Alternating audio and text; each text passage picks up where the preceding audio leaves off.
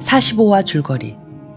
오나라 송건이 병사하고 제갈각이 정권을 잡는데 이 틈을 타 위나라는 오나라를 치려하지만 배를 타고 들어와 단도를 쥐고 달려든 오나라 정봉의 정예부대에게 크게 패한다. 이 승세를 타고 제갈각은 중원을 도모하려 하지만 위나라 신성은 좀처럼 함락되지 않는다. 한편 천자 솔량과 맞서는 위세를 지닌 제갈각을 손중과 등윤이 제거하고 위나라 조방은 조정을 전행하는 사마시들을 없애기 위해 용봉한삼을 충신들에게 하사하지만 이 일은 곧 발각되고 하우연, 이풍 등이 멸족되고 장태우는 죽임을 당한다. 제90장 배수진으로 격파하다. 위나라 정원 2년 정월달의 일이다. 양주자사 진동장군 영해난군마로 있는 광구검은 멀리서 사마사가 제 맘대로 임금을 패립한 소식을 듣고 심중으로 크게 노한 바 있었다. 어느 날 그의 맏아들인 광구전이 말하였다. 부친께서 관직에 계시는데 사마사가 권력을 전행하여 군주를 패하니 국가가 누란의 위기에 처하였습니다. 어찌 편안히 자리만 지키실 수 있습니까? 과연 내 아들이로다. 내 말이 지당한 말이구나. 하고 곧 자사 문음을 불러 상의한다. 문음은 조상의 문화인데 그날 광구검이 부르자 즉시 달려와서 배할한다. 광구검이 후당으로 맞아들여 예를 마친 뒤 이야기를 나누는 사이에 광구검이 눈물을 흘려 멈추지 않으니 문음이 그 까닭을 묻는다. 광구검이 말한다. 사마사가 권력을 전제하고 주군을 패하여 천지가 뒤집히니 어찌 상심하지 않겠소. 도독께서 방면을 진수하고 계신데 만약 의를 앞세워 역적을 토벌하신다면 저는 바라건대 목숨을 버리고 돕겠습니다. 저의 가운데 아들 문숙은 어릴 때 이름이 아앙으로 만부부당지용을 가졌는데 늘 사마 형제를 죽여 조상의 복수를 하고자 합니다. 이제 그 아이를 선봉으로 삼으십시오. 광구검이 크게 기뻐하여 술잔을 나누며 맹세한다. 두 사람은 태우의 밀조를 가졌다 사칭하고 회남의 대소간병 장졸들에게 명하여 모두 수춘성으로 들어오게 한다. 서쪽에 단을 하나 세우고 100마를 죽여서 그 피를 마시어 맹세한다. 사마사가 대형무도하기에 이제 태우의 밀조를 받들어 회남의 군마를 동원하여 의를 앞세워 역적을 토벌할 것을 선언하니 모든 사람이 기쁜 마음으로 따른다.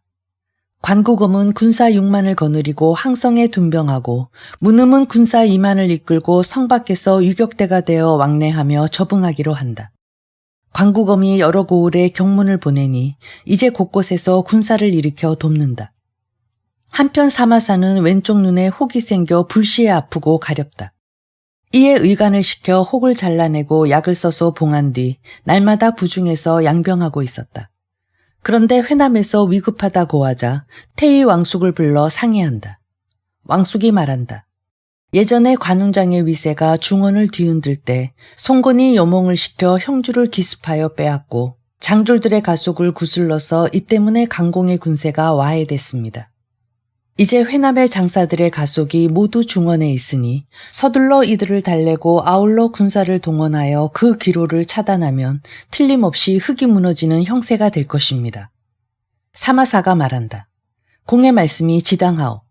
다만 내가 이때에 병이 나서 몸속할 수 없는 처지이고 그렇다고 남을 보내자니 마음이 놓이지 않는구려. 이때 중서시랑 종해가 곁에 있다가 진언한다. 회초의 군사가 강하니 그 군세가 몹시 날카롭습니다.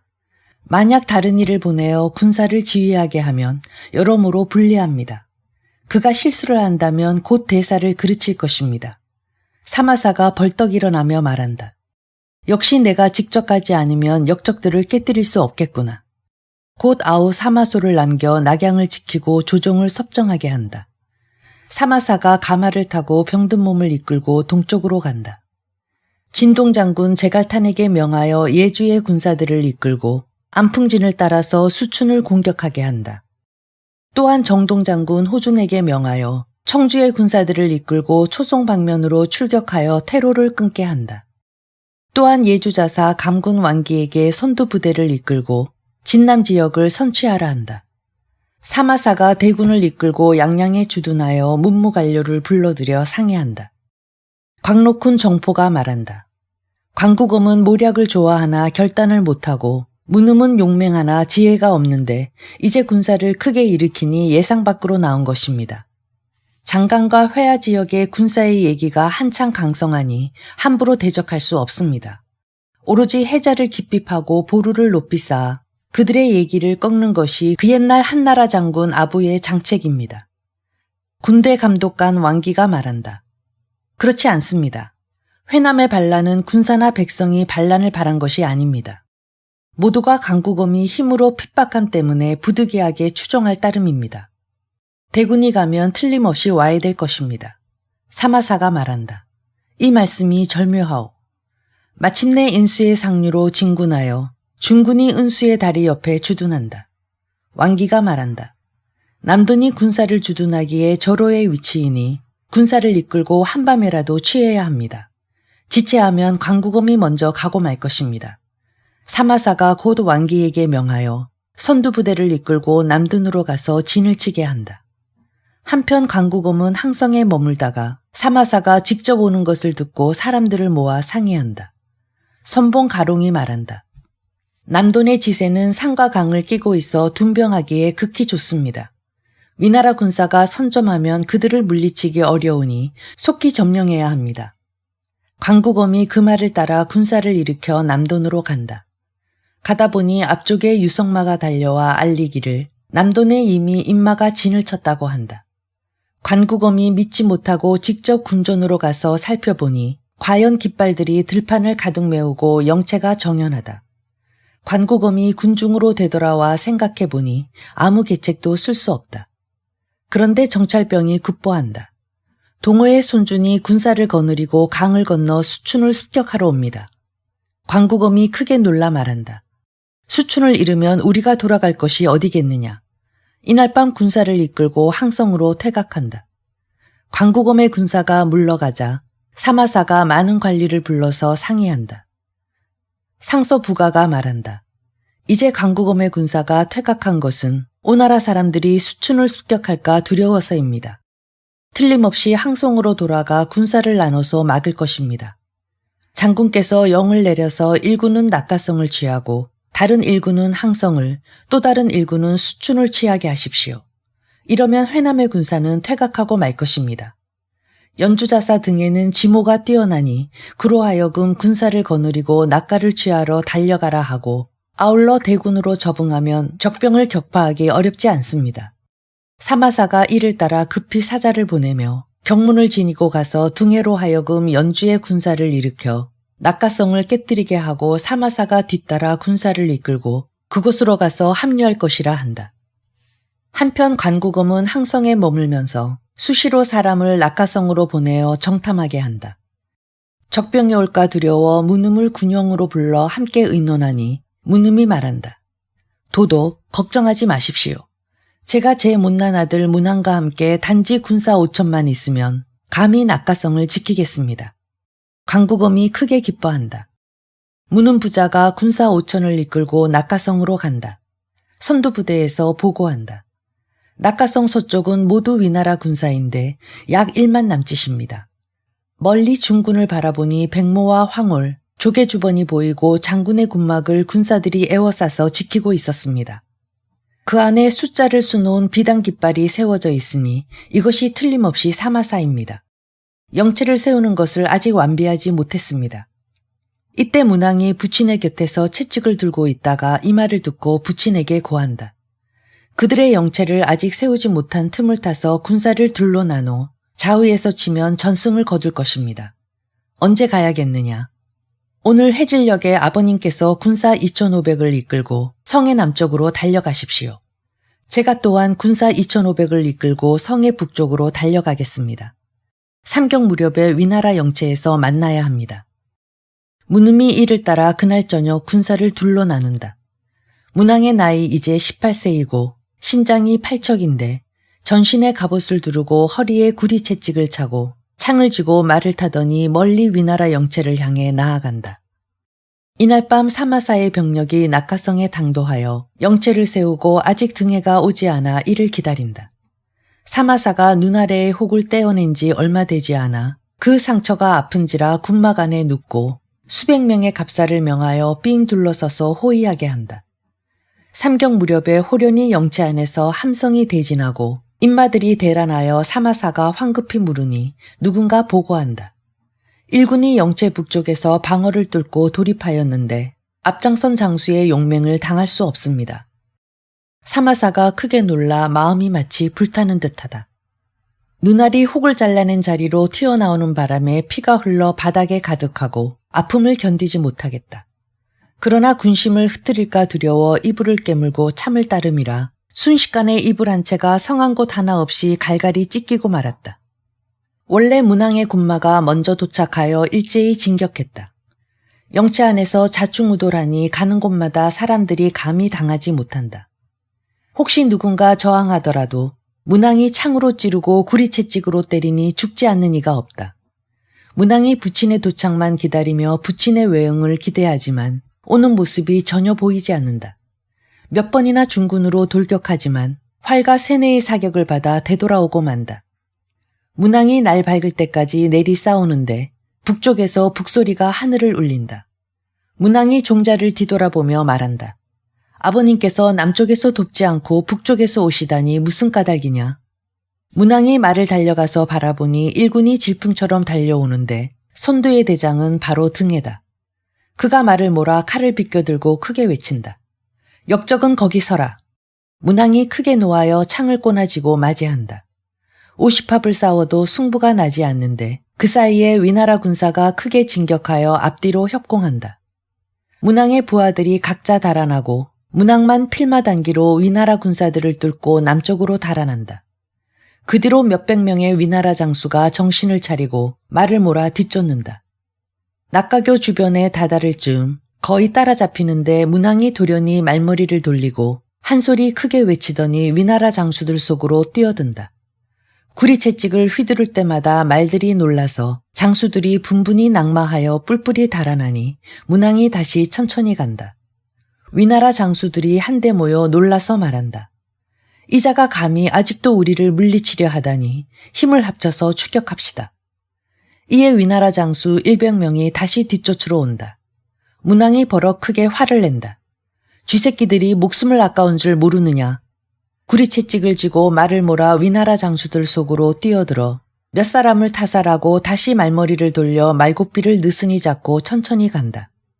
위나라 장수들이 잇따라 너댓 번을 추격하지만 그때마다 문항 한 사람이 격퇴한다. 지난날 장판파에서 용맹을 떨친 조자룡의 모습을 방불한 문항의 호기에 위군들은 모두가 질리고 말았다. 문음은 이번 싸움에 아무런 일을 못하였다. 문음은 산길이 가파르고 험하여 골짜기 안으로 잘못 들어가 한밤중까지 헤매다가 겨우 길을 찾아서 나왔지만 하늘이 이미 밝아버렸다. 문항의 인마들이 어디로 갔는지 알 수도 없었고 위나라 군사가 크게 이긴 것만으로 보여서 문음이 싸우지 않고 퇴각한 것이다. 위나라 군사가 그 기세를 타고 추격하니 문음이 군사를 이끌고 수춘으로 달아난다. 한편 위나라 전중교의 윤대목은 조상의 신복이었다. 조상이 사마사의 음모에 걸려 살해되어 이제는 사마사를 섬기고 있지만 늘 사마사를 죽여 조상의 원수를 갚고자 하는 마음을 품고 있었다. 또한 평소 문음과 교분이 두터운데 이제 사마사가 눈에 혹이 돌출하여 제대로 움직이지 못하자 군막으로 들어가 고한다. 문음은 원래 반역하려는 뜻이 없는데 이제 광구검에게 핍박을 받아 이 지경에 이르렀습니다. 제가 가서 설득하면 틀림없이 투항할 것입니다. 사마사가 이를 따르니 윤대목이 머리에 투구를 쓰고 몸에 갑옷을 걸쳐 말을 타고 문음을 뒤쫓는다. 점점 가까워지자 소리 높여 크게 외친다. 문자사, 여기 윤대목이 왔소이다. 문음이 고개 돌려 바라보니 윤대목이 투구를 말 한 장 앞에 내려놓고 채찍으로 가리키며 말한다. 문자사, 어찌 며칠을 참지 못하는 것이오. 이것은 윤대목이 사마사가 곧 죽을 것을 알고 문음을 붙잡아 두려는 것이다.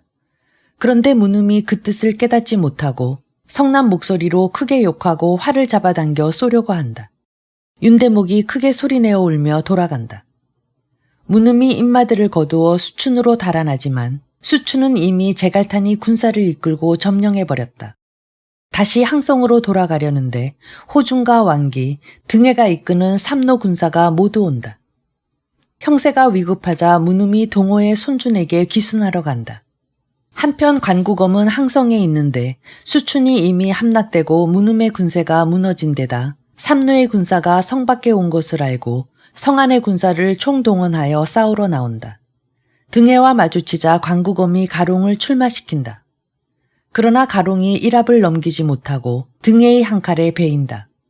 등해가 군사를 이끌고 돌진하니 관국엄이 결사항전하지만 광해 군사들이 크게 흐트러진다. 호중과 왕기가 군사를 이끌고 사방으로 협공한다. 관국엄이 대적하지 못하고 10여 기를 이끌고 길을 뚫어 달아난다. 진현성에 이르니 현령 송백이 성문을 열고 맞아들여 연애를 베풀어 대한다. 관국엄이 크게 취하자 송백이 사람들을 시켜 살해하고 그 머리를 위나라군에 바친다. 이에 회남이 평정된다. 사마사가 병석에 누워 일어나지 못하여 제갈탄을 군막으로 불러들여 인수를 하사하며 정동대장군으로 제수하여 양주의 여러 방면 군마를 지휘하게 한다. 그러면서 사마사가 군사를 거두어 허창으로 돌아간다. 그런데 사마사가 눈의 동통이 그치지 않고 매일 밤 이풍, 장지, 화우연이 침대 앞에 서 있는 환영에 시달린다. 사마사가 심신이 흐릿하니 아무래도 더 버티기 어렵다 생각하여 곧 낙양으로 사람을 보내어 사마소를 불러오게 한다. 사마소가 곡하며 침대 아래에서 절한다. 사마사가 유언을 남긴다. 내 이제 고난이 막중하여 비록 어깨에서 벗으려 해도 그럴 수 없구나. 내가 나를 대신하고 절대 대사를 타인에게 맡겨 스스로 멸족의 부르는 일이 없도록 하라. 말을 마치고 인수를 주면서 얼굴 가득히 눈물을 흘린다. 사마사는 한마디 큰 소리를 벼락치듯 지르니 눈동자가 불룩 밖으로 솟아나오며 운명하고 말았다. 이때가 바로 정원 2년 2월달이었다. 이에 사마소가 발상하고 위나라 군주 조모에게 이를 상조하였다. 조모가 사자에게 조서를 주어 허창으로 보내어 즉시 사마소에게 허창에 주둔하여 동호를 막으라 명한다. 사마소가 마음속으로 머뭇거리며 결단하지 못하니 종해가 말한다. 대장군께서 막 돌아가셨으니 인심이 아직 안정되지 않았습니다. 만일 조정에 병고가 생긴다면 후회한들 어쩌겠습니까? 사마소가 이를 따라 즉시 군사를 일으켜 낙수의 남쪽으로 돌아가 주둔한다. 조모가 이를 듣고 크게 놀란다. 태위 왕숙이 아랜다. 사마소가 이미 형을 이어서 대권을 장악했으니 폐하께서 그에게 자기를 봉하여 안심시키소서. 조모가 곧 왕숙에게 조서를 주어 사마소를 대장군 녹상서사로 봉한다. 사마소가 조종으로 들어와 은혜에 감사한다. 이로부터 안팎의 크고 작은 일들이 모두 사마소에게 넘어갔다. 한편 서촉의 첩자가 이 일을 탐지하여 성도로 들어가서 보고한다. 강유가 후주에게 상조한다. 사마사가 죽은 지 얼마 되지 않고 사마소가 처음으로 대권을 잡은지라 분명코 감히 낙양을 함부로 떠나려 하지 않을 것입니다. 신이 청컨대 이 틈을 노려 위나라를 정벌하면 중원을 되찾을 수 있을 것이옵니다. 후주가 이를 따라 강유에게 명하여 군사를 일으켜 위나라를 정벌하라 한다. 강유가 한중으로 가서 인마를 정돈한다. 정서대장군 장익이 말한다. 총나라 땅은 협소하고 전량은 부족하니 원정을 떠나서는 안 돼요. 험한 요충지에 의지하여 지키며 군사들을 돌보고 백성을 아끼는 것만 못하오. 이것이 국가를 보존하는 계책이요. 강유가 말한다. 그렇지 않소. 지난날 승상께서 아직 초가에서 나오지 않았을 때도 이미 천하가 셋으로 나뉘는 것은 정해진 일이었소. 그래서 기산으로 6번 나가서 중원을 도모해야 했소. 불행히 도중에 돌아가셔서 공업을 이루지 못하게 됐소. 이제 내가 승상의 유명을 승계했으니 마땅히 충성을 다하여 국가에 보답하여 그 뜻을 이을 것이니 비록 죽더라도 아무 한이 없소. 이제 위나라가 틈을 보이니 이를 틈타야지. 이때 정벌하지 않고 다시 언제까지 기다려야겠소.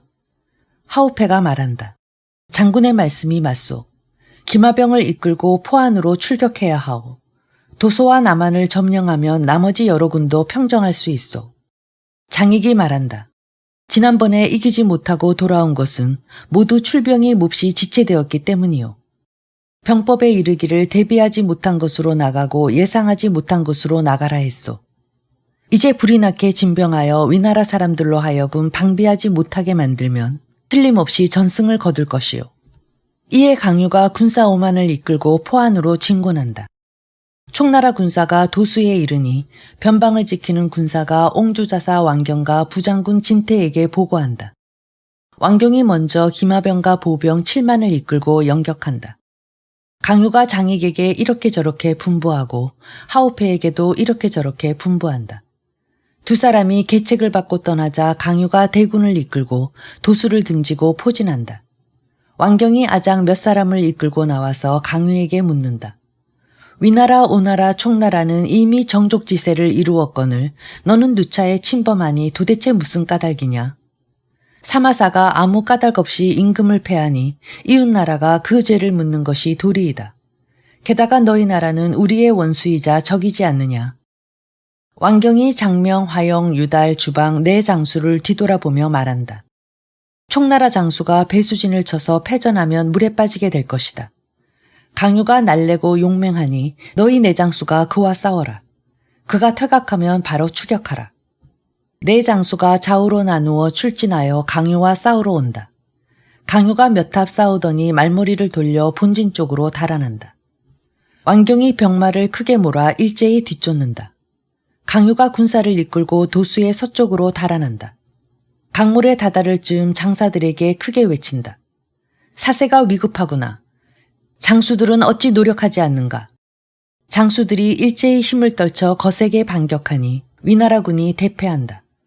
장익과 하오페가 위나라군의 배후를 기습하여 두 갈래로 나누어 달려들어 위나라군을 포위한다. 강유가 무위를 떨치며 위나라군 중으로 돌입하여 좌충우돌하니 위나라군이 대란하여 서로 짓밟혀 죽은 이가 태반이고 쫓기다가 도수에 익사한 이가 무수하다. 위나라 군사의 목을 벤 것이 1만을 넘어 시체가 몇 리에 걸쳐 쌓인다. 왕경이 패장병 100기를 이끌고 사력을 다하여 탈출하여 곧장 적도성으로 달아난다. 성 안으로 들어가서 성문을 닫고 지킨다. 강유가 완전한 승리를 크게 거두고 군사들을 호개한 뒤 곧 군사를 이끌고 적도성을 공격하려 하자 장익이 가난다. 장군의 공적을 이미 세웠고 위엄과 명성을 크게 떨쳤으니 여기서 멈춰야 하오. 이제 만약 전진했다가 뜻대로 되지 않는다면 이것은 마치 뱀을 그리고 거기에 다리를 덧붙이는 셈이요. 강유가 말한다. 그렇지 않소. 지난날 패전했을 때도 마음만 계속 전진하여 중원을 종행으로 누비고 싶었소. 이제 도수에서 일전을 벌여 위나라 사람들의 간담이 깨졌을 테니 내가 보기에 적도성은 마치 손에 침 뱉듯이 쉽게 점령할 수 있어. 절대 그 뜻을 스스로 무너뜨리지 마시오. 장익이 거듭 간언해도 강유가 듣지 않고 군사를 지휘하여 적도성을 치러 간다. 한편 옹주의 정서장군 진태가 군사를 일으켜 왕경과 합세하여 이번 패전을 복수하려는데 연주자사 등해가 군사를 이끌고 당도한다. 진태가 등해를 영접하여 서로 인사를 마치자 등해가 말한다. 이제 대장군의 명을 받들어 특별히 장군을 도와서 적병을 격파하러 왔소. 진태가 등해에게 계책을 묻자 등해가 말한다. 강유가 도수에서 승리를 거두었는데 만약 강인들의 대군을 불러서 동쪽으로 관농을 쟁탈하고 사군의 경문을 보낸다면 우리 군사에 커다란 우환이요. 이제 그가 이렇게 생각하지 않고 적도성을 도모한다면 그 성벽이 견고하여 다급히 몰아쳐도 쉽게 공략하기 힘들어 헛되이 군사들을 지치게 하고 힘을 소모할 뿐이요. 내 이제 항령에 포진하고 그 뒤에 진군하여 공격하면 총나라군이 틀림없이 패할 것이요. 진태가 말한다. 절묘한 말씀이요. 곧 20개 대오의 군사를 먼저 뽑아 각 대오마다 50인을 두어 모두 각종 깃발과 붓과 피리, 봉화 따위를 가지고 낮에는 숨고 밤에는 행군한다. 그리하여 적도성 동남쪽의 높은 산 깊은 골짜기에 매복한다. 적병이 오기를 기다려 일제히 북을 올리고 피리를 불어 응하고 밤에는 횃불을 들고 포를 쏴서 적군을 놀라게 하려고 한다. 준비를 마치고 총나라군의 도착만 기다리겠다는 계책인데 진태와 등해가 각자 군사 2만을 이끌고 잇따라 진발한다. 배수진으로 위나라 군사 수만 명을 무찌른 강유는 주위의 간원을 물리치고 적도성으로 지쳐 나아갔다. 성을 사면으로 에워싸고 치기를 수일 동안 쉬지 않고 연달아 했으나 성은 좀처럼 떨어지지 않았다. 마음속으로 우울하고 괴롭지만 아무 계책도 쓸 것이 없다. 이날 황혼 무렵에 갑자기 서너 차례 전령이 달려와서 급보한다. 이계 방면으로 군사들이 몰려오고 깃발에 크고 뚜렷하게 쓰여 있는 걸로 봐서 일로는 바로 정서장군 진태이고 또 다른 일로는 연주자사 등해입니다. 강유가 크게 놀라 곧 하우페를 청하여 상의하니 하우페가 말한다. 제가 예전에 말씀드렸듯이 등해는 젊어서부터 병법에 몹시 밝고 지리를 잘 이용하오. 이제 그가 군사를 거느리고 오니 잠옷 강한 적수가 될 것이오. 적군이 멀리서 오니 아군이 적군에게 영체를 세울 틈을 주지 않고 곧바로 쳐야겠소. 그리고 장익을 남겨서 계속 적도성을 공격하고 하우페를 시켜 군사를 이끌고 진태를 영격하게 한다. 강유도 직접 군사를 이끌고 등해를 영격하러 간다. 오리를 못 가서 호련히 동남쪽에서 한바탕 포성이 울리고 북과 피리 소리가 땅을 뒤흔들고 불빛이 하늘을 찌른다. 강유가 말을 몰아 살피러 가보니 주위가 모두 위나라 깃발이다. 강유가 크게 놀라 말한다. 등해의 계략에 빠졌구나. 곧 하우페와 장익에게 군령을 전하여 각각 적도성을 포기하고 퇴각하라 한다. 이에 총나라군이 모두 한중으로 돌아간다. 강유가 직접 후미를 엄호하는데 배후에서 북소리가 끊이지 않는다. 강유가 후퇴하여 검각을 들어갈 때 비로소 위나라군의 횃불이 타오르고 북소리 울리던 20곳 남짓이 모두 텅 빈 곳임을 알게 된다. 강유가 군사를 거두어 퇴각하여 종제에 주둔한다. 한편 후주는 강유가 도서에서 전공을 세웠다 하여 조서를 내려 강유를 대장군으로 봉한다. 강유가 대장군직을 받고 천자에게 표를 올려 은혜에 감사드리며 다시 군사를 일으켜 위나라를 정벌할 것을 의논한다. 제10권 천하일통편 제91장 제갈탄이 사마소를 치다. 한편 강유가 퇴각하여 종제에 둔병하고 위나라군이 적도성 밖에 둔병한다. 왕경이 진태와 등해를 영접하여 입성한 뒤 포위를 풀어준 것을 삼가 살해하며 연회를 여러 대하고 삼군을 크게 포상한다. 진태가 등해의 공을 위나라 군주 조모에게 신주한다. 조모가 등해를 안서장군 가절영호 동강교위로 봉하여 진태와 함께 옹주와 양주 등지에 둔병하게 한다. 등해가 조모에게 표를 올려 성은에 감사한 뒤 진태가 등해에게 연회를 베풀어 축하하며 말한다. 강유가 한밤에 달아난 데다 그 힘이 이미 바닥났을 테니 감히 다시는 나오지 못할 것이요. 등해가 웃으며 말한다. 내가 보기에 총나라군이 기필코 다시 나올 것인데 그 까닭이 5가지는 되오. 진태가 그 까닭을 물으니 등해가 말한다. 총나라군은 비록 퇴각하였으나 마지막까지 승리의 여세가 남았지만 아군은 패배한 실정이니 그들이 반드시 출병할 첫 번째 까닭이요. 총나라군은 모두가 제갈공명의 훈련을 받아서 정예한 병력이고 군대의 배치가 용이하지만 아군은 수시로 교체되고 훈련도 충분하지 못하니 그들이 다시 출병할 두 번째 까닭이요. 총나라 사람들은 배를 타고 움직일 때가 많지만 아군은 모두 육지에서 움직여 그 노고가 같지 않으니 그들이 반드시 출병할 세 번째 까닭이요.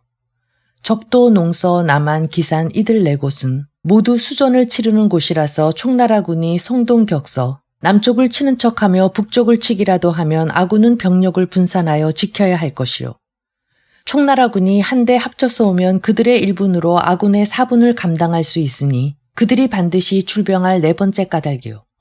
만약 총나라군이 남한과 농서에서 온다면 강인들의 곡식을 취하여 군량으로 삼을 수 있고 기산으로 출병한다면 그들의 보리를 군량으로 삼을 수 있으니 이것이 그들이 반드시 출병할 5번째 까닭이요. 진태가 탐복한다. 공께서 적병을 귀신처럼 헤아리고 있으니 총나라군 따위야 무엇이 걱정스럽겠소. 이에 진태가 등해와 더불어 나이 차이를 넘어선 교제를 맺는다. 등해가 곧 옹주와 양주 등지의 군사를 매일 조련한다. 곳곳의 군사 요충지마다 모두 영체를 세워 적군의 기습을 방비한다. 한편 강유는 종제에서 크게 연회를 베풀어 여러 장수를 불러 모아 위나라 정벌을 상의한다. 영사 번건이 가난다. 장군께서 누차에 걸쳐 출병하셨지만 여태 전승을 거두지 못하다가 근자의 도소의 싸움에서 위나라 사람들이 장군의 위명을 두려워하게 만들었습니다. 무슨 까닭으로 다시 출병하려 하십니까? 만일 승리를 거두지 못하면 앞의 공적이 모조리 무너질 것입니다. 그대들은 위나라 땅이 넓고 사람이 많아 쉽게 정벌할 수 없는 줄로만 알고 있소. 그러나 위나라를 공격하는 데 있어서 승리할 5가지 까닭이 있는 것을 모르는구려. 사람들이 물으니 강유가 답한다. 그들은 도소의 싸움에서 한번 크게 패하여 얘기가 모조리 꺾였소. 아군은 비록 퇴각하였으나 여태 손실이 없었으니 이제 만약 진군하면 승리할 첫 번째 까닭이요. 아군이 배를 타고 진병하면 지치지 않을 것이나 적군은 육로로 올 테니 아군이 승리할 두 번째 까닭이요. 아군은 오랜 기간 훈련을 쌓았지만 적군은 모두 오합지졸이고 아직 법도도 없으니 아군이 승리할 세 번째 까닭이요. 아군이 기산으로 나가면 가을 곡식을 거둬서 군량으로 삼을 수 있으니 아군이 승리를 거둘 네 번째 까닭이요. 적군이 곳곳에서 수비를 하고 있으나 그들의 군사력이 나눠져 있고 아군은 한데 모여서 갈 것이니 적군이 어찌 서로 구원하겠소. 이것이 아군이 승리할 5번째 까닭이요. 이 기회에 위나라를 정벌하지 않으면 다시 언제를 기다려야겠소. 하오페가 말한다. 등해가 비록 젊다고 하나 그 기모가 심원하오. 근자의 안서 장군의 직위에 봉해져서 틀림없이 곳곳에서 준비할 테니 지난 날과 같지 않을 것이오. 강유가 소리 높여 말한다. 내 어찌 그따위를 두려워하겠소. 여러분은 타인의 얘기를 높이고 자신의 위풍을 낮추지 마시오. 내 뜻은 이미 결정됐소. 반드시 농서를 선취하겠소. 사람들이 더 이상 간언하지 못한다. 이에 강유가 스스로 선두부대를 이끌고 장수들더러 뒤따라 진군하라 한다. 총나라군이 모조리 종제를 떠나 기산으로 달려간다. 정찰병이 위나라군이 이미 기산에 9개의 영체를 세운 것을 보고하지만 강유가 믿지 않고 몇 길을 이끌고 높은 곳에서 바라본다. 과연 기산의 9개 영체가 마치 한 마리 기다란 뱀과 같이 그 머리와 꼬리가 서로 돌보는 형세를 이루고 있다.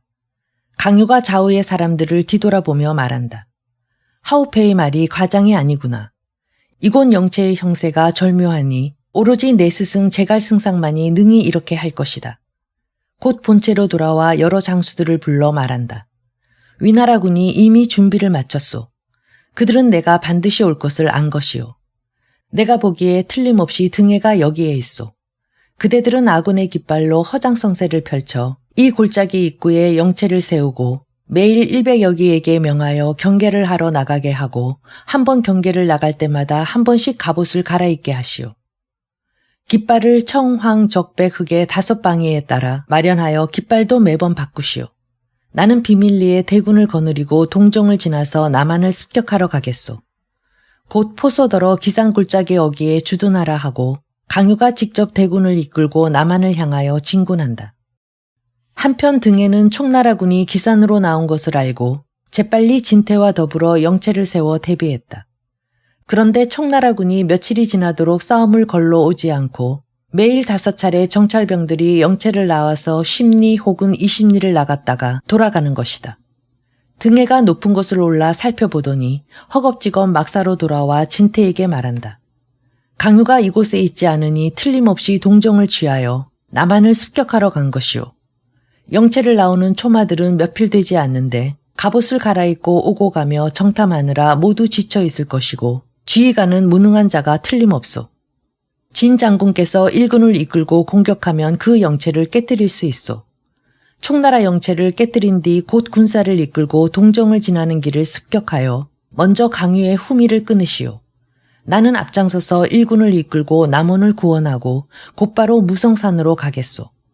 무성산 꼭대기를 선점하면 강유는 틀림없이 상규로 갈 것이오. 상규에 골짜기가 하나 있으니 이름하여 당곡인데 땅이 협소하고 산이 험준하여 매복하기 아주 좋소. 그가 무성산을 치러 오면 나는 이계군을 당곡에 먼저 매복하여 강유를 격파할 수 있을 것이오. 진태가 말한다. 내가 농서를 20-30년 지켜왔으나 아직까지 이렇게 지리를 잘 알지 못했소. 공의 말씀은 참으로 신통한 계략이요. 공은 어서 떠나시오. 나도 이곳의 영체를 공격하러 가겠소. 이에 등해가 군사를 이끌고 한밤중에 길을 재촉하여 곧바로 무성산에 이른다. 영체를 세운 뒤 총나라군이 아직 오지 않자 아들 등춘과 장정교의 사기에게 명하여 각각 군사 5천을 이끌고 먼저 당곡으로 가서 매복하라 하고 이렇게 저렇게 지시한다. 두 사람이 계책을 받고 떠난다. 등해가 깃발을 누이고 북소리를 내지 않기를 명하고 총나라군을 기다리게 한다. 한편 강유는 동정을 지나 남한으로 오다가 무성산 앞에 이르러 하오페에게 말한다. 남한 가까이에 산이 하나 있는데 이름하여 무성산이요. 먼저 점령하면 남한을 빼앗을 수 있는 형세가 될 것이요. 다만 등해가 지모가 뛰어나니 반드시 먼저 방비해야겠소. 이렇게 우려하는데 갑자기 산 위에서 한 차례 포성이 울리더니 함성이 크게 진동하고 북과 피리 소리가 일제히 울리며 온갖 깃발이 사방에서 일어서는데 모두가 위나라 군사다. 중앙에서 바람에 나부끼는 황색 깃발에 크게 등해라는 글자가 쓰여 있다. 총나라 군사가 크게 놀란다. 산이 여기저기서 정예 병력이 산 아래로 달려드니 그 기세를 막지 못하고 총나라 선두부대가 대패한다. 강유가 급히 중군의 인마를 이끌고 구원하러 갔을 때 위나라 군사는 이미 퇴각했다. 강유가 곧바로 무성산 아래로 가서 등해에게 싸움을 걸지만 산 위의 위나라군은 전혀 내려오지 않는다. 강유가 군사들을 시켜 저녁까지 욕을 퍼붓다가 비로소 군사를 물리려 하자 산 위에서 북과 피리가 일제히 울린다. 그러나 위나라군이 내려오는 모습은 보이지 않는다. 강유가 산을 올라 들이쳐서 죽이려 하나 산 위에서 포속을 쏘는 것이 몹시 맹렬하여 전진할 수가 없다. 삼경까지 지키다가 돌아가려 하자 다시 산 위에서 북과 피리가 울린다. 강유가 군사들을 이동시켜 산을 내려가 영체를 세워 주둔하게 한다. 군사들을 시켜 나무와 돌을 운반하여 영체를 세우려고 하자 산 위에서 북과 피리가 다시 울린다. 이번에는 위나라군이 갑자기 달려든다. 총나라군이 크게 혼란하여 서로 짓밟으며 이전의 영체로 후퇴한다. 다음날 강유가 군사들을 시켜 군량과 수레, 병장기를 무성산까지 운반한다. 이것들을 한 줄로 연결함으로써 영체를 세워 군사를 주둔시킬 계책이다. 이날 밤 이경에 등해가 500인에게 각자 횃불을 들고 양갈래로 산을 내려가 총나라 수레와 병장기에 방어하게 한다. 양쪽 군사가 밤새 혼전을 벌여 결국 총나라군이 영체를 세우지 못한다. 강유가 다시 군사를 이끌고 퇴각하여 하오페와 상의한다. 남한을 아직 빼앗지 못했으니 상규를 먼저 취해야겠소. 상규는 곧 남한의 군량을 저장하는 곳이라 상규를 빼앗으면 남한은 저절로 위태로울 것이요. 곧 하오페를 무성산에 남겨두고 강유가 정병과 맹장을 모조리 이끌고 상규를 치러 간다. 도중에 하룻밤을 자고 날이 밝아 살펴보니 산세가 좁고 험준한 데다 도로가 구불구불하여 길을 안내하는 관리에게 묻는다. 이곳의 지명이 무엇이요? 당곡입니다. 강유가 크게 놀란다. 그 이름이 불기라구나. 당곡은 끈을 따내 골짜기 곡이요. 적군이 그 골짜기 어기를 끊는다면 어찌하겠소. 이렇게 멈칫하는데 선두부대에서 누군가 달려와 보고한다. 산 뒤에 구름 먼지가 크게 일어나니 복병이 틀림없습니다. 이에 강유가 급히 퇴각을 명하는데 사기와 등충이 이끄는 2개 부대가 달려나온다. 강유가 싸우면서 달아나는데 앞쪽에서 함성이 크게 울리며 등해가 군사를 이끌고 달려든다. 세 갈래로 협공하니 총나라군이 대패한다. 다행히 하오페가 군사를 이끌고 달려오자 위나라군이 퇴각한다. 하오페가 강유를 구하니 강유가 다시 기산으로 나가려 하는데 하오페가 말한다. 기산의 영체는 이미 진태에게 타파되어 포소가 전사하고 영체의 인마가 모두 한중으로 퇴각했소. 강유가 감히 동정으로 가지 못하고 급히 산속 외진길을 따라 회군한다. 그 뒤를 등해가 급히 추격하자 강유가 군사들더러 전진하라 하고 스스로 후미를 엄호한다. 이렇게 가고 있는데 호련히 산속에서 일군이 돌출하니 바로 위나라 장수 진태다. 위나라군이 일제히 함성을 지르며 강유를 포위의 한가운데에 빠뜨린다. 강유가 사람도 말도 지친 채 자충우돌하지만 탈출하지 못한다. 탕구장군 장의가 강유의 포위됨을 듣고 수백 기를 이끌고 겹겹의 포위를 뚫고 들어가니 강유가 덕분에 급히 탈출한다. 그러나 장인은 위나라 군사들의 난전을 막고 전사하고 강유는 중위를 탈출하여 다시 한중으로 돌아간다. 장이가 충룡하게 왕사를 위해 죽자 이에 강유가 감동하여 후주에게 표를 올려 그 후손을 돕게 한다. 이때 총나라 장졸 다수가 전사한 것이 모두 강유의 죄로 귀책된다. 제갈 공명이 가정의 전투 뒤에 책임을 졌던 옛 사례를 강유가 본받아 후주에게 표를 올려 스스로를 후장군으로 강등하여 대장군의 업무를 행한다. 한편 등에는 총나라군이 모두 퇴각하자 진태와 더불어 연회를 베풀어 축하하고 삼군을 크게 호개한다. 진태가 조정에 표를 올려 등해의 공을 알리니 사마소가 사자에게 절부를 주어서 등해를 찾아가서 그에게 벼슬을 더하고 인수를 하사한다. 등해의 아들 등충도 정으로 봉한다. 이때 위나라 군주 조모가 정원 3년을 감로원년으로 개원한다. 사마소가 스스로 천하병마 대도독이 되고 출입할 때마다 언제나 철갑을 두르고 말을 탄 장수 3,000인으로 하여금 앞뒤를 에워싸게 하여 호위하게 한다. 일체의 사물을 조종에 상조하지 않고 상부에서 처리한다. 이로부터 늘 찬역할 마음을 품는다. 그의 신복 가운데 성이 가, 이름이 충, 자가 공녀라는 이가 있는데 바로 옛 건의장군 가규의 아들로서 소아부장사의 직위에 있다. 가충이 사마소에게 말한다. 이제 주공께서 대권을 장악하셨지만 사방의 인심이 필연코 아직은 안정되지 않았을 것입니다. 우선 몰래 조사하고 탐구한 뒤에 서서히 대사를 도모해야 합니다. 나도 그러려고 했소. 그대는 나를 위하여 동쪽으로 가서 출정 군사들을 위로한다는 명분으로 소식을 캐어보시오. 가충이 명을 받고 곧바로 회남으로 가서 진동 대장군 제갈탄을 만나러 들어간다. 제갈탄은 자가 공유이고 낭야의 남양 출신으로 항렬상 제갈공명의 9벌인 사람이다. 예전부터 위나라에서 벼슬을 했으나 공명이 총나라의 승상이 된 까닭에 제갈탄은 중용되지 못했다. 그 뒤 공명이 사망하니 제갈탄이 중직을 역임하고 고평우에 봉해져 회남과 회북의 군마를 모두 거느리고 있다. 이날 가충이 군사를 위로한다는 핑계로 회남에 이르러 제갈탄을 만난다. 제갈탄이 연회를 베풀어 대한다. 술이 어느 정도 취하자 가충이 제갈탄을 도발한다. 근래의 낙양의 여러 선비들이 모두 주상이 유약하여 군주의 지위를 감당할 수 없다고 여기오. 사마대장군은 3대에 걸쳐서 국정을 보필하고 공덕이 하늘에 닿아 가히 위나라의 법통을 선양받을 만하오. 공의 뜻은 어떠신지 모르겠소. 제갈탄이 크게 노하여 말한다. 그대는 가예주의 아들로서 대대로 위나라에서 녹을 먹었거늘 어찌 감히 이런 난언을 내뱉는 것이오. 가충이 사과한다. 저는 다만 다른 이의 말씀을 전한 것뿐이오. 제갈탄이 말한다. 조종에 어려움이 닥친다면 나는 마땅히 죽음으로써 보답하겠소. 가충이 아무 말도 못한다.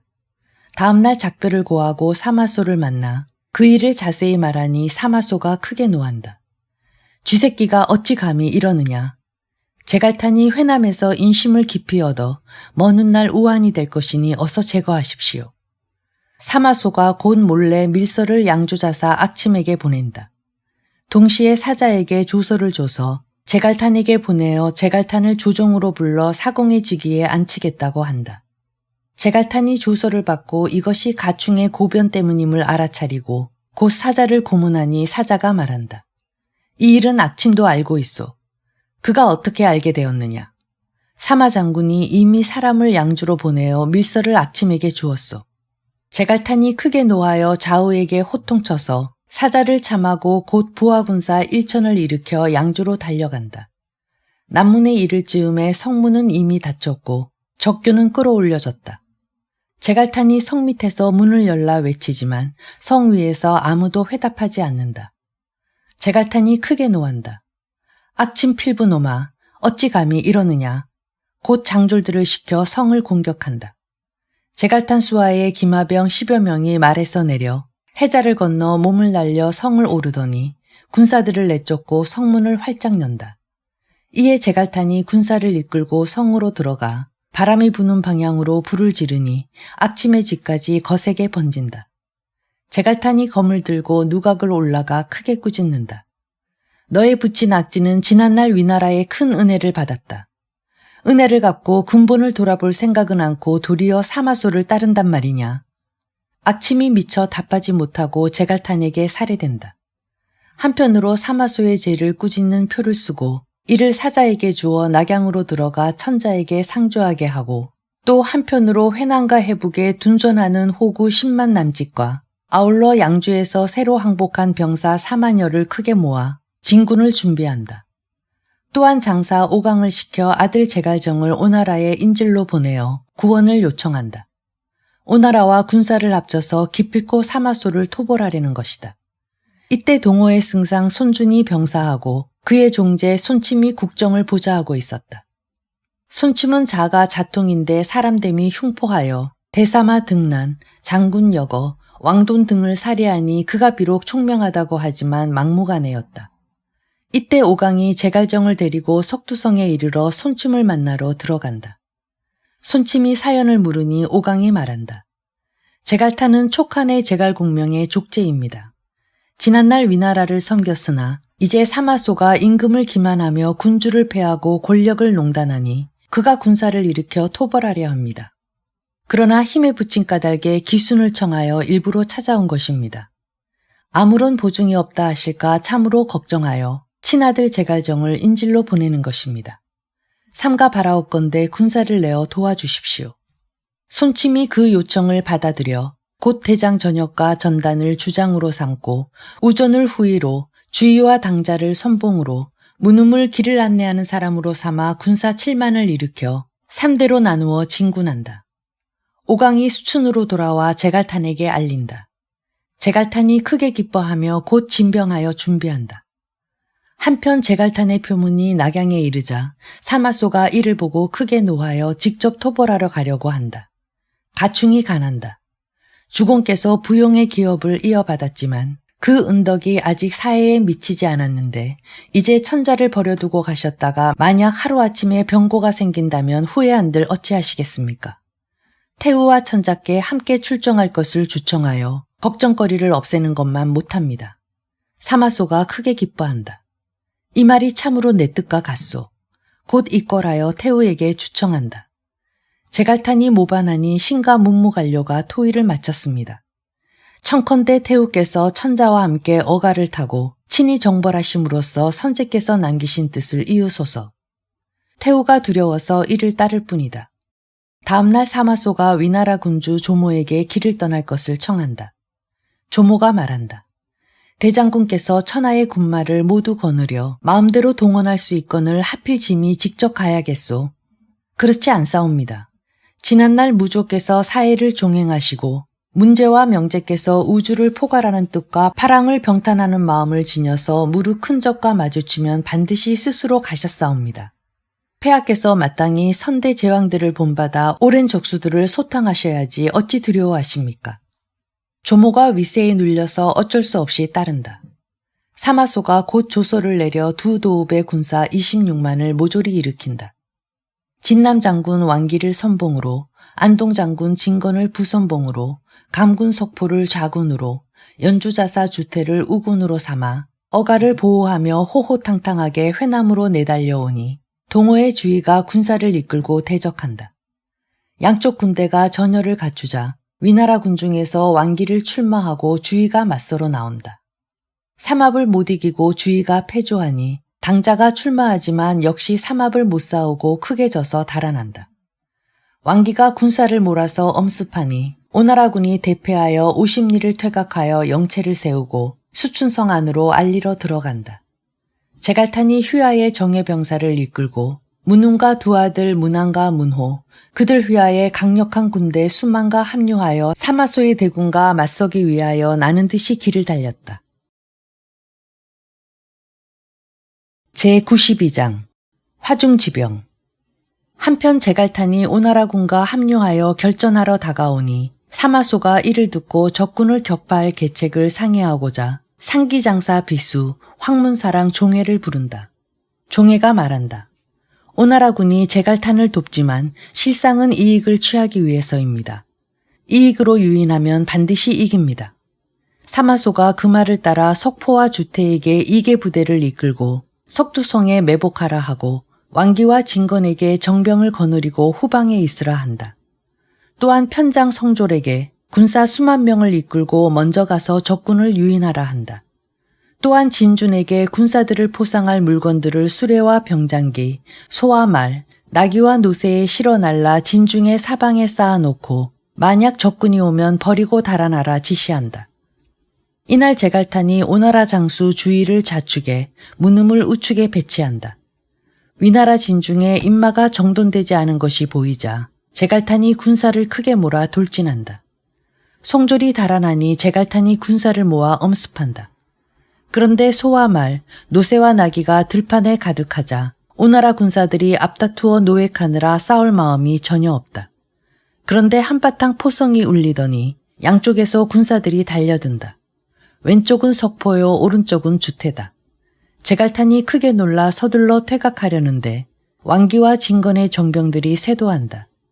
제갈탄이 패잔병을 이끌고 수춘으로 달아나 성문을 닫고 굳게 지킨다.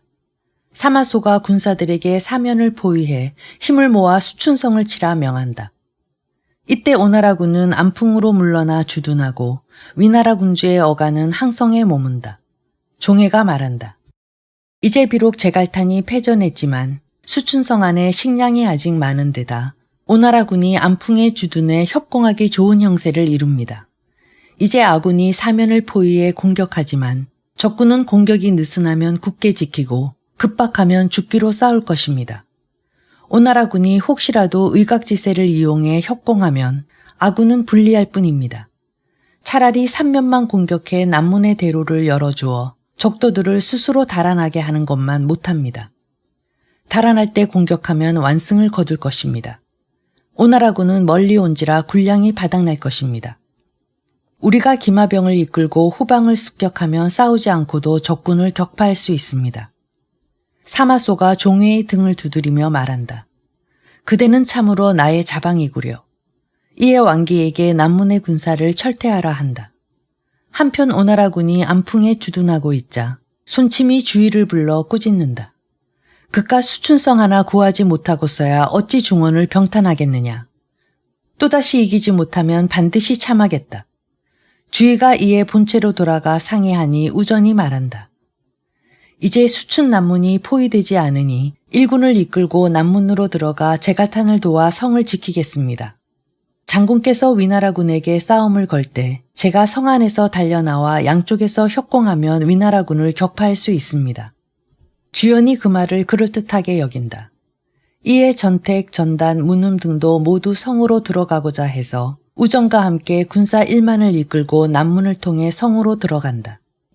위나라군이 군령을 받지 못해 감히 함부로 맞서지 못해 오나라군의 입성을 지켜본 뒤 사마소에게 알린다. 사마소가 말한다. 이것은 주의와 더불어 안팎으로 협공해 아군을 격파하려는 것이요. 이에 왕기와 진건을 불러 분부한다. 군사 5천을 이끌고 주의의 진로를 차단하고 배후를 습격하시오. 두 사람이 명을 받고 떠난다. 주의가 군사를 이끌고 오는데 갑자기 배후에서 함성이 크게 인다. 왼쪽은 왕기가, 오른쪽은 진건이 양쪽에서 군사를 이끌고 달려들어 오나라군이 대패한다. 주의가 되돌아가 손침을 만나자 손침이 크게 노한다. 이놈아, 너도 장수라고 하느냐? 너 따위를 어디에 써먹겠느냐? 군사들에게 그를 끌어내어 처형하라고 호통친다. 또한 전단의 아들 전의를 꾸짖는다. 위나라군을 물리치지 못하면 너희 부자는 나를 다시는 못 볼 줄 알아라. 그러고는 손침은 건업으로 돌아가 버린다. 종해가 사마소에게 말한다. 이제 손침이 물러가서 성 밖에 아무런 구원병이 없으니 포위할 수 있습니다. 사마소가 이를 따라 군사들에게 포위 공격을 독려한다. 전의가 보니 위나라의 군세가 대단하고 아무리 생각해도 진퇴양난이라 마침내 사마소에게 투항한다.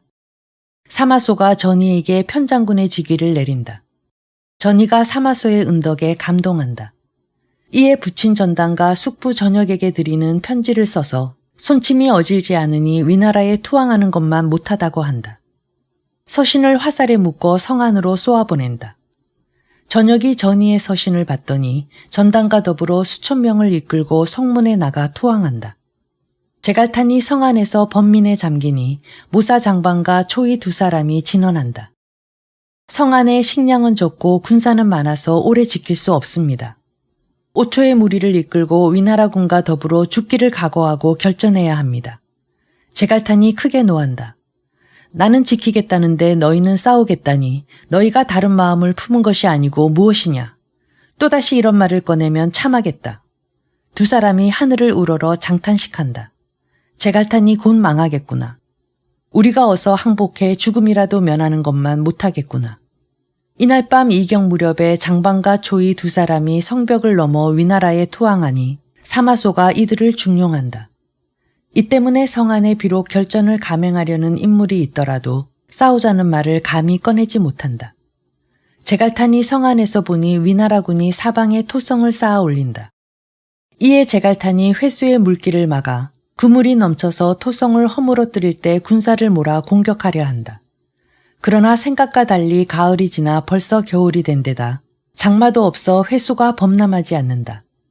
성 안에 점점 식량이 떨어지는데 문음은 두 아들과 더불어 작은 성을 굳게 지키고 있다. 그런데 군사들이 점점 굶어서 쓰러지자 이를 보다 못한 문음이 제갈탄을 찾아가서 고한다. 군량이 모조리 바닥나서 군사들이 굶어 죽으니 차라리 북방의 군사를 모조리 성 밖으로 내보내어 그들이 먹는 군량이라도 줄여야겠소. 제갈탄이 크게 노한다.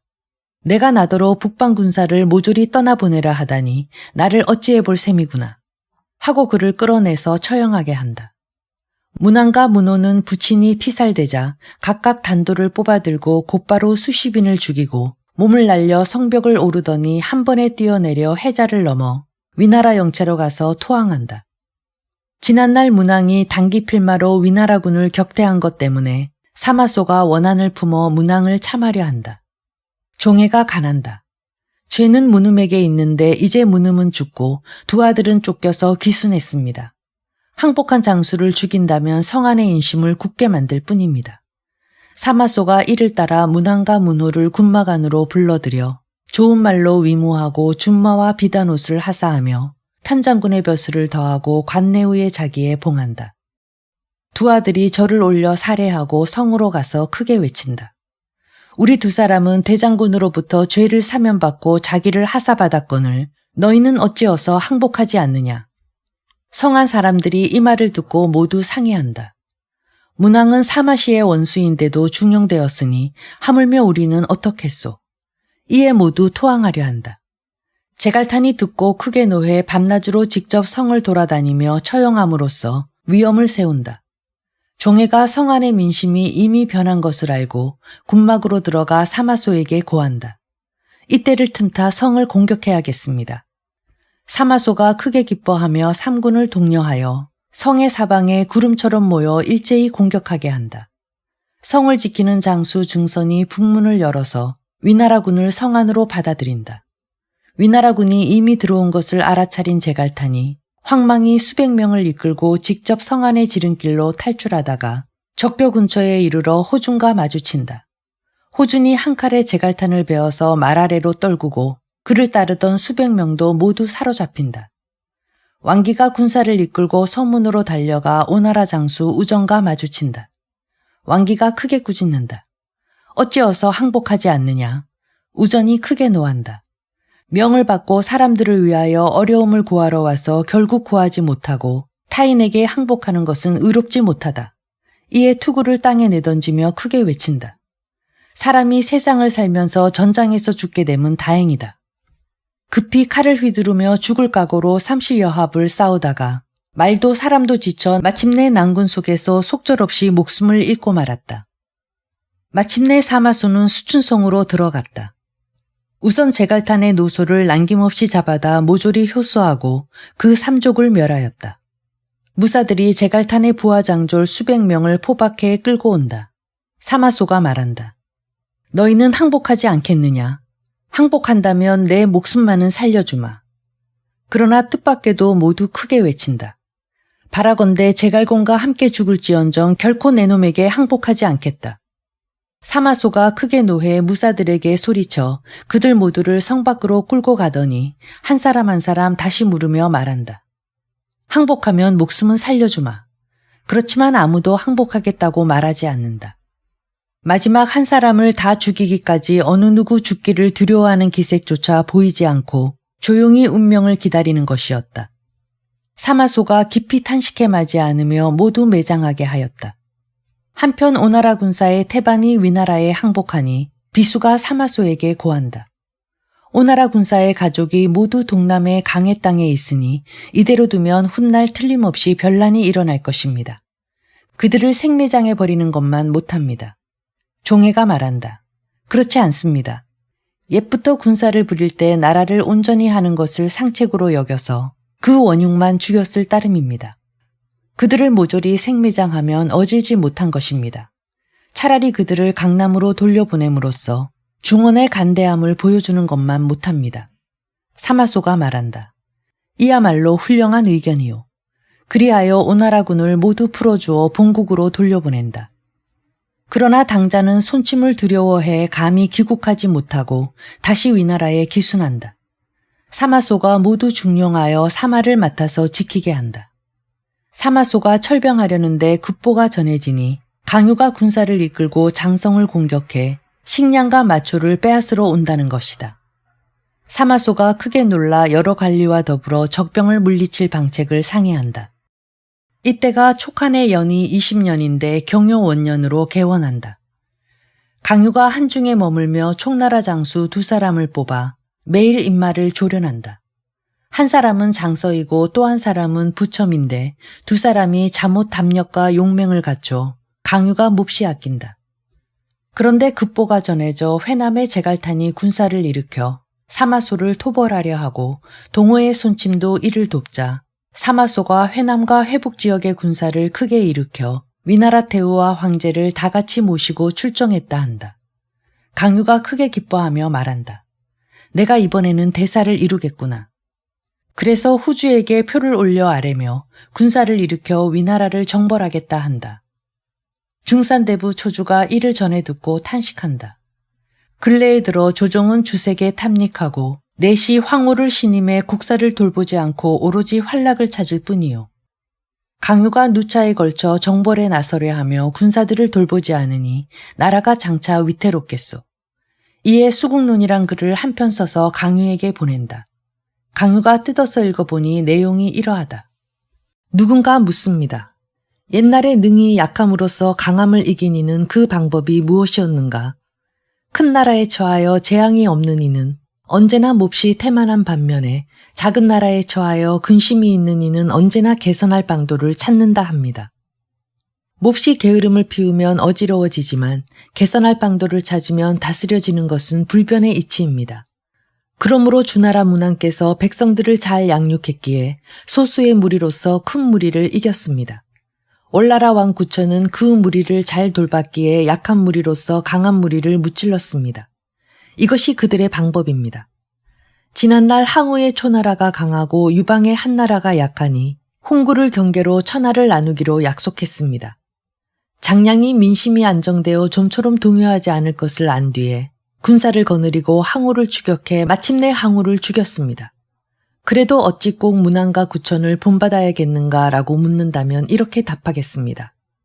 상나라와 주나라 시절에는 왕후는 대대로 존숭받고 임금과 신하는 오랫동안 안정되었으니 그런 때라면 비록 한나라 고조라도 어찌 능히 검을 잡고 천하를 취할 수 있었겠습니까?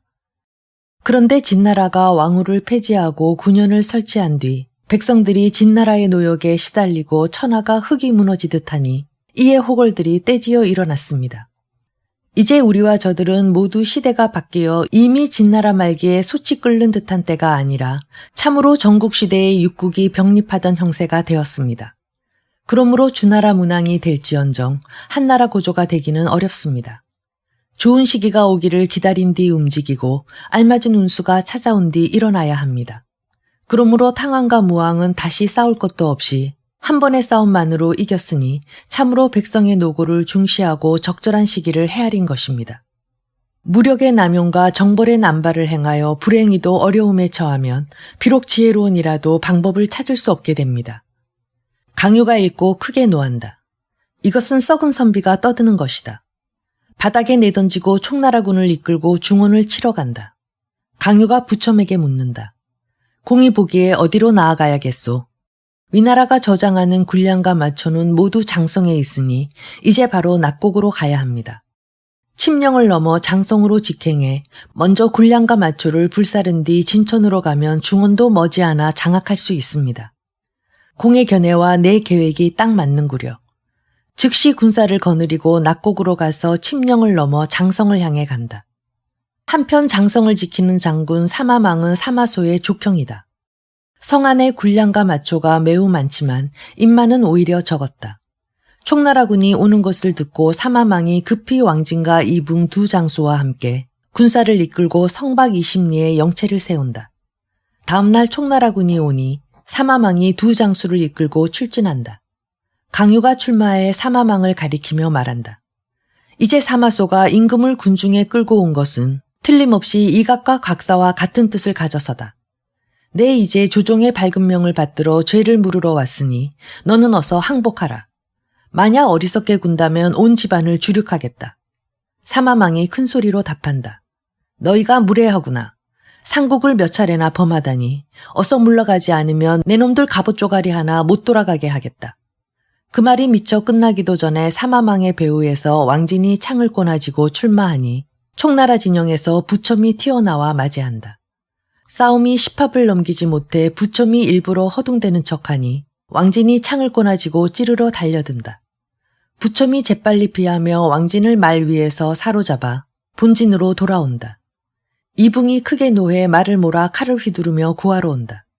부첨이 일부러 방심한 척하며 이붕이 다가오기를 기다려 힘껏 왕진을 바닥에 내던지고 몰래 사릉철간을 손에 쥔다.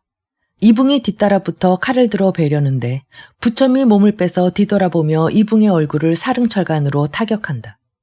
이에 이붕의 눈알이 터져 나오며 말 아래 떨어져 죽는다. 왕진 역시 총나라 군사들이 창으로 마구 찔러 죽인다. 강유가 군사를 휘몰아 크게 진격한다. 사마망이 영체를 버리고 성으로 들어가 성문을 닫은 채 나오지 않는다. 강유가 영을 내린다. 군사들은 오늘 밤 우선 하룻밤을 쉬고 예기를 길러 내일 입성하겠다. 다음 날 새벽에 총나라군이 앞다투어 크게 진격해 성 아래로 몰려간다. 불화살과 화포를 써서 성 안을 공격하니 성 위의 초가들이 한꺼번에 불붙어 위나라군이 저절로 혼란에 빠진다. 강유가 다시 사람들을 시켜 마른 장작더미를 성 아래 가득 채워 일제히 방화하니 불꽃이 하늘을 찌른다. 성이 곧 함락될 지경에 이르자 위나라 군사들이 성 안에서 크게 울부짖으며 통곡하니 그 소리가 사방에 들린다. 한창 공격하는 사이에 갑자기 배후에서 함성이 크게 일어 강유가 말을 멈춰 세워 뒤돌아보니 위나라군이 북을 두드리고 깃발을 흔들며 위풍당당하게 몰려온다. 강유가 후미 부대를 선두 부대로 삼아 스스로 문기 아래에서 기다린다. 그런데 위나라 진중에서 일개 소장이 완전 무장을 하고 창을 꼬나진 채 말을 몰아 나오는데 나이가 20살 남짓이고 얼굴이 마치 분칠을 한 듯하고 입술이 흡사 붉은 먹을 바른 듯하다. 그가 소리 높여 크게 외친다. 등장군을 알아보지 못하겠느냐. 강유가 이 자는 틀림없이 등해구나 라고 생각하며 창을 꼬나지고 말을 몰아 달려간다. 두 사람이 정신을 집중해 30-40합을 싸우지만 승부를 내지 못한다. 소장의 창을 쓰는 솜씨가 전혀 빈틈이 없어 강유가 마음속으로 생각한다. 이 계책을 쓰지 않으면 어찌 승리를 거두랴. 곧 말머리를 돌려 왼쪽의 산길로 달아난다. 소장이 곧 말을 몰아 뒤쫓는다. 강유가 강창을 걸어놓고 몰래 조궁에 화살을 매겨서 쏜다. 소장이 눈이 밝아 이것을 재빨리 발견해 활시위 소리가 울리자마자 몸을 앞으로 엎드려 화살을 피한다. 강유가 고개를 돌리자 어느새 소장이 엎드린 채 창을 꼬나지고 찌르러 달려온다. 강유가 몸을 숙여서 피하며 옆구리를 지나가는 창을 잡아채니 소장이 창을 포기하고 본진으로 달아난다. 강유가 탄식한다. 아깝구나. 참으로 아깝구나.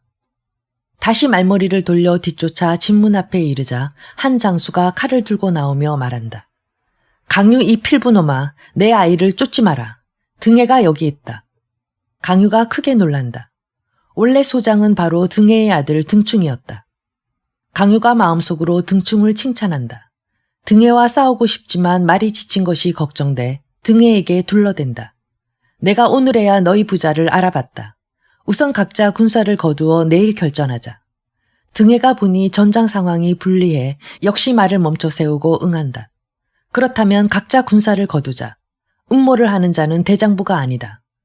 이에 양쪽 군사가 모두 물러난다. 등해는 위수의 의지에 영체를 세우고 강유는 양쪽의 산에 영체를 세워 주둔한다. 등해가 총나라군의 지리가 유리한 것을 보고 사마망에게 서신을 써서 보낸다. 아군은 절대 싸우지 말고 오로지 굳게 지켜야 하오. 관중의 군사가 오고 총나라군의 군량과 마초가 모두 떨어지기를 기다려 삼면에서 공격하면 이기지 못할 것이 없소. 이제 저의 장자 등충을 보내어 수성을 돕겠소. 동시에 사마소가 있는 곳으로 사람을 보내어 구원을 요청한다. 한편 강유가 사람을 시켜 등해의 영체로 전설을 보내어 내일 크게 싸우자 하니 등해가 응하는 척한다. 다음 날 오경에 삼군이 식사하고 새벽에 포진에 대기한다. 그러나 등해의 진영은 깃발을 누이고 북을 쉬게 하며 마치 아무도 없는 듯하다. 강유가 저녁까지 기다리다 돌아간다. 다음 날 다시 사람을 시켜 전설을 보내어 기한을 맞추지 않은 죄를 꾸짖는다. 등해가 술과 음식으로 대접하며 답한다. 몸이 좀 아파서 싸우러 나가지 못했소. 내일 회전하겠소. 다음 날 강유가 군사를 이끌고 오지만 등해는 또다시 출전하지 않는다.